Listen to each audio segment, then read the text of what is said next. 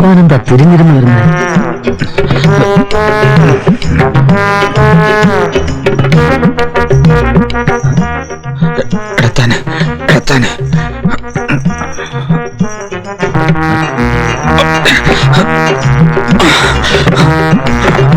ആനപ്പുറത്തുനിന്ന് ഓടിന്റെ പുറത്ത്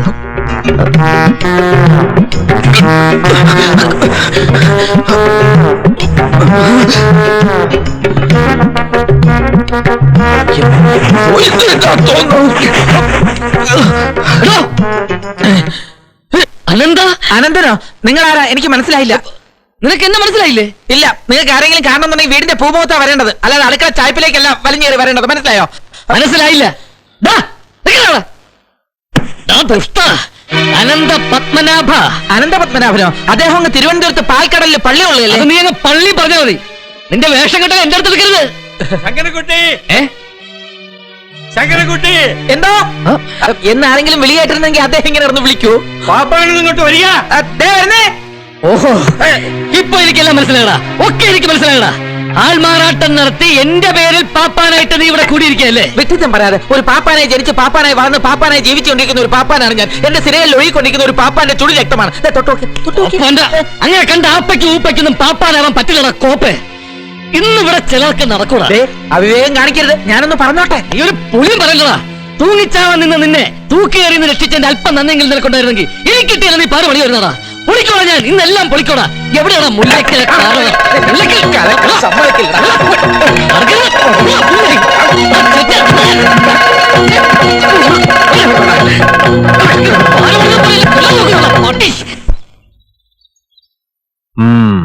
ഒന്ന് ആലോചിക്കട്ടെ.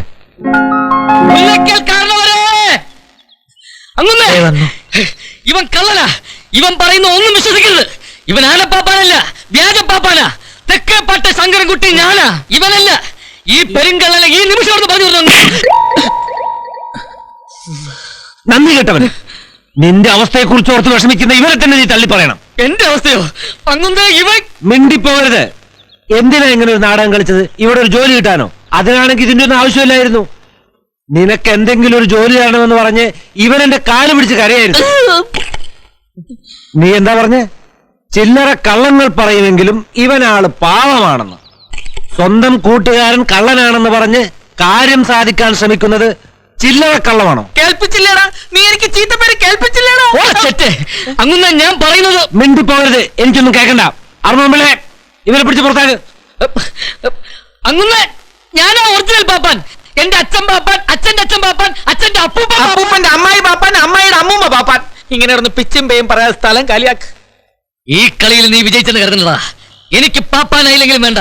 24 മണിക്കൂറിനകം നീ പാപ്പാന് ഒരു കോപ്പമല്ലെന്ന് ഈ ലോകത്തിന്റെ മുമ്പിൽ ഞാൻ തെളിയിച്ചിരിക്കും. നീ എന്ത് വിളിച്ചു കൂവിയിട്ടും ഒരു കാര്യമില്ല. മതമിളകി നിന്ന കൊലകൊമ്പനെ തളച്ച ഈ ശങ്കരൻകുട്ടിയാണ് ഇപ്പൊ ഇവിടെ എല്ലാവരുടെയും മനസ്സിലുള്ള പാപ്പാൻ ശങ്കരൻകുട്ടി. ആനകളുടെ ABCD അറിഞ്ഞാത്ത നീ കൊലക്കൊമ്പനെ തളച്ചല്ലേ? തളയ്ക്കേണ്ടി വന്നു. നമുക്ക് കാണാം. ഞാൻ ഇപ്പൊ പോകുന്നു. അതാ നല്ലത്. പക്ഷെ ഞാൻ തിരിച്ചു വരും. ഒറ്റയ്ക്കല്ല.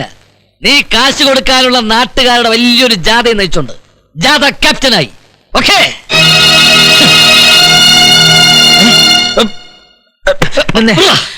ഞാൻ പറഞ്ഞു നിനക്ക് ഫീൽ ചെയ്തില്ലേ? എനിക്കൊരു ഫീലിംഗും ഇല്ല. അല്ല, നിന്റെ മുഖം കണ്ടാൽ അറിയാം. വല്ലാത്ത അമർഷവും വിഷമവും ഉണ്ട് നിനക്ക്. ഒന്നും തോന്നരുത്. ഈ തറവാട്ടി കയറി പറ്റാൻ ഇങ്ങനെ ഒരു വഴിയെ ഞാൻ കണ്ടുള്ളൂ. പക്ഷെ ഈ തറവാട്ടിൽ നിന്ന് നിന്നെ ഇറക്കി വിടാനുള്ള വഴി ഞാൻ കണ്ടിട്ടുണ്ട്. നീ എന്തിനാണ് ഇവിടെ കയറി പറ്റുന്നത്? അതൊക്കെ ഞാൻ സൗകര്യം പോലെ പറഞ്ഞുതരാം. നീ ഒന്നും പറയണ്ട. നിന്നെ പോലെ ഒരു ഭൂലോക തട്ടിപ്പുകാരൻ ഇവിടെ ആൾമാറാട്ടം നടത്തി കഴിയുന്നതിന്റെ പിന്നിലുള്ള കാര്യമൊക്കെ എനിക്കറിയാം. മോഷണം, അതിവിടെ ധാരാളം സ്കോപ്പ് ഉണ്ടല്ലോ അല്ലേ? അയ്യോ, നീ എന്നെ തെറ്റിദ്ധരിച്ചിരിക്കും. എനിക്ക് നിന്നെ കുറിച്ച് ഒരു ധാരണയും ഇല്ല. നിനക്കിപ്പോ എന്താ വേണ്ടേ? ഇവിടെ ഒരു ജോലി, അത് ഞാൻ സംഘടിപ്പിച്ചു തരാം. എനിക്ക് സഹായത്തിന് ഒരു 2ാം പാപ്പാനെ വേണമെന്ന് പറഞ്ഞാൽ ഇവിടുത്തെ അങ്ങനെ എതിർക്കാൻ വഴിയില്ല. പക്ഷെ ഞാൻ എതിർക്കും. ആനപ്പിണ്ടത്തെ കുറിച്ച് പോലും അറിഞ്ഞൂടാത്ത നീ 1ാം പാപ്പാൻ, ഞാൻ 2ാം പാപ്പാനല്ലേ? നിന്റെ പദ്ധതികളൊക്കെ ഞാൻ പൊളിക്കൂടാ. നീ എന്നെ ഒറ്റ കൊടുക്കാൻ ശ്രമിച്ചാൽ നമ്മൾ രണ്ടുപേരും വഴിയാധാരമാവും. അതുകൊണ്ട് പ്രാക്ടിക്കലായിട്ട് ചിന്തിക്ക.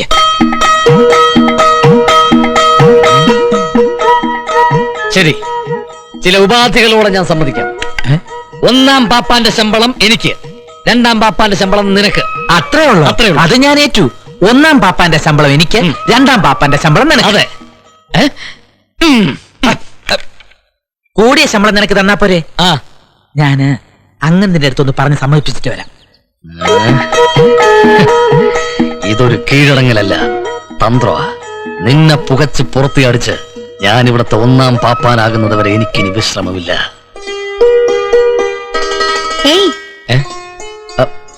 ദാ കോടാലി. ആനയെ മേയ്ക്കാൻ കോടാലിയുടെ ആവശ്യമില്ല, എന്റെ കയ്യിൽ തോട്ടിയുണ്ട്. പക്ഷെ തോട്ടി കൊണ്ട് വിറക് കീറാൻ പറ്റില്ലല്ലോ. എന്താ ഉദ്ദേശം മനസ്സിലായില്ല. ആദ്യം ഈ വിറക് മുഴുവൻ കീറിയിട്, എന്നിട്ടാവാൻ സംസാരം. ആനപ്പാപ്പാന്റെ പണി വിറകറിലല്ല, ആനയെ മേയ്ക്കല. പാൽപ്പാനോ? അതെ, പാൽപ്പ. ഇതായത് എടോ, പുറംപണിയൊക്കെ താൻ അസലായിട്ട് ചെയ്യുമെന്ന് ശങ്കരൻകുട്ടി പറഞ്ഞുകൊണ്ട് മാത്രമാണ് തന്നെ ഇവിടെ നിർത്താൻ അങ്ങ് സമ്മതിച്ചത്. പുറംപണിയോ? ആ, എടാ ദ്രോഹി, അപ്പൊ ഇതാണ് നിന്റെ ഒത്തീർപ്പല്ലേ? നീ എനിക്കൊരു കോടാലിയായിട്ടാണല്ലോ അവതരിച്ചിരിക്കുന്നത്. നിന്നെ ഞാൻ വിടില്ല. എന്താ പകൽക്കിനാവ് കാണാറുണ്ടോ? ഈ വിറക് കീറിയിട്ട് വേണം തേങ്ങ പതിക്കാൻ. വിറക് കീറാനും തേങ്ങ പതിക്കാനുമേ ഞാൻ ഇവിടുത്തെ വേലക്കാരനല്ല, പാപ്പാന്. അങ്ങനെ ഇനി ഒരു പാപ്പാന്റെ കൂടി ആവശ്യം ഇവിടെ ഇല്ല. തന്റെ വീട്ടിലെ കഷ്ടപ്പാട് ആലോചിച്ചിട്ടാ തന്നെ ഇവിടെ പണിക്ക് നിർത്തിയത്. എന്റെ വീട്ടിൽ അങ്ങനെ വലിയ കഷ്ടപ്പാടൊന്നും ഇല്ല. പുറംപണി ചെയ്യാൻ പറ്റി താവടുന്ന് പൊയ്ക്കോ. വൃത്തിയായി മതിയായി. ഇപ്പൊ തന്നെ ഞാൻ ഇവിടുന്ന്. ഇനി ഗായത്രിക്ക് പണിയില്ലാണ്ടാവുമല്ലോ. അതെന്താ? അല്ല, തുണിയലക്കാനും പാത്രം കഴുകാനും ഒക്കെ പുതിയ ആളായല്ലോ.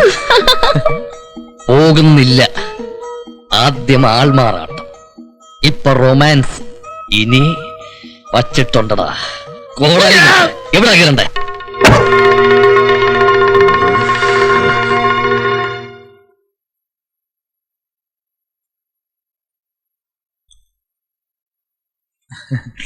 ഇവിടെ സൗകര്യങ്ങളൊക്കെ കുറവാണ്.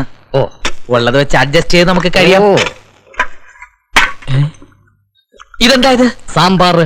അതല്ല, ഈ സാമ്പാറിനകത്ത് എന്താണെന്ന്. ഉണക്കമീൻ. ഞാൻ ഉണ്ടാക്കിയ സാമ്പാറിനകത്ത് ഉണക്കമീൻ ആരായിട്ടത്? ഞാനാ ഇട്ടത്. ഈ വെണ്ടക്ക സാമ്പാർ എന്ന് കേട്ടിട്ടില്ലേ? അതുപോലെ ഉണക്കമീൻ സാമ്പാർ. പാപ്പാമാർക്ക് ഇത് വളരെ ബെസ്റ്റാ. ഞാനൊരു ബ്രാഹ്മണനാണെന്ന് നിനക്കറിയില്ലേ? അറിയാലോ, അതുകൊണ്ടല്ലേ ഇട്ടത്. എന്ന് മുതലാണ് നീ ബ്രാഹ്മണനായത്? നീ ശങ്കരൻകുട്ടി നായരല്ലേ? ഒരു നായർക്ക് ഉണക്കമീനും പോത്തിറച്ചൊക്കെ ഇഷ്ടം പോലെ കഴിക്കാം. എന്നാ ഇത് മുഴുവൻ നീ എന്നെ കഴിച്ചോ. Thank you. പക്ഷെ അച്ചാറെങ്കിലും നീ എടുക്കരുത്. അച്ചാറുണ്ടോ ഇവിടെ? അച്ചാറൊക്കെ ഇട്ട് വെച്ചിരിക്കല്ലേ നീ? അതെടുക്കരുത്. ഓ. എനിക്ക് ചോറിന്റെ കൂടെ കഴിക്കാൻ വേറെ ഒന്നും ഇല്ലാത്തോണ്ടാ. നിനക്ക് മാത്രമായിട്ട് അങ്ങനെ സ്പെഷ്യൽ അച്ചാർ വേണ്ട. ഇത് ഞാൻ വേറെ കഴിച്ചോളാം. ഒരു കറിയും ഇല്ലാത്തോണ്ടാ. അറിയില്ല, എന്നാ അതും വിഴുങ്ങിക്കോ. പിടിക്കോളാം. നല്ല ടേസ്റ്റ്.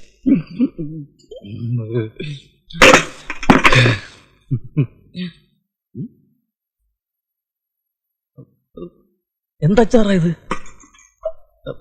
മത്തേഭ ഉദര കൃമീര കൃതം. അതെന്താ? കുഴപ്പമൊന്നുമില്ല, അത് ആനയ്ക്ക് വയറിളക്കാനുള്ള മരുന്നാ.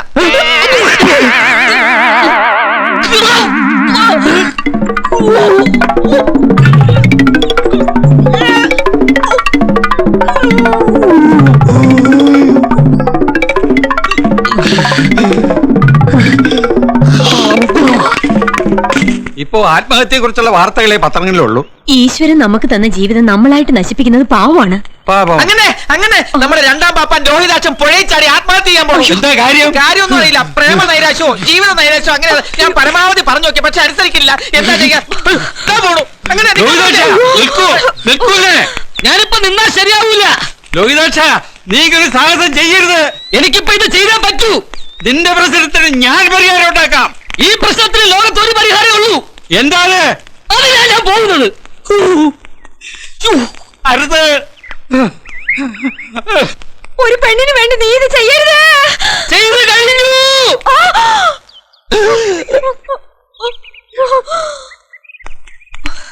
എന്തേ? വൃത്തികെട്ടവൻ. ഇതിലും ഭേദം അവൻ ആത്മഹത്യ ചെയ്യുന്നതായിരുന്നു. കയ്യിലിരുന്ന പേപ്പർ എവിടെ? അത് അവനോടുത്തു.